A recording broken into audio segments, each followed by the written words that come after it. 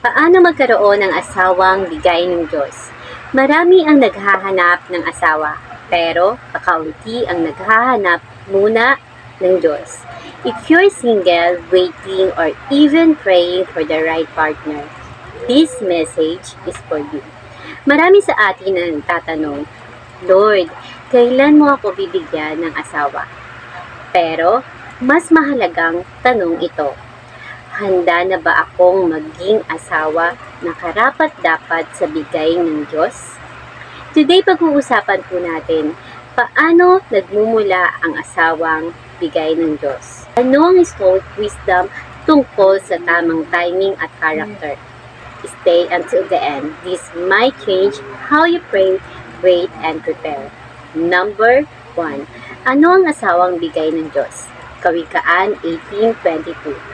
Ang nakakasumpong ng asawa ay nakakasumpong ng mabuti at nagkakamit ng kagandahang loob mula sa Panginoon.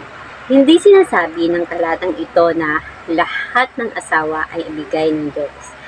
Ang sinasabi, kapag ang asawa ay ayon sa kalooban ng Diyos, ito ay biyaya. Hindi lahat ng gusto mo ay kalooban ng Diyos. Kaya bago ka humiling ng asawa, itanong mo muna kung ikaw ba ay nasa kalooban ng Diyos. Ang Diyos ay hindi nagbibigay ng asawa para sa laman, kundi para sa katwiran. At number 2, stoic wisdom. Why waiting builds the right love. Stoicism teaches us this truth. You don't control when blessings arrive, but you control who you become while waiting.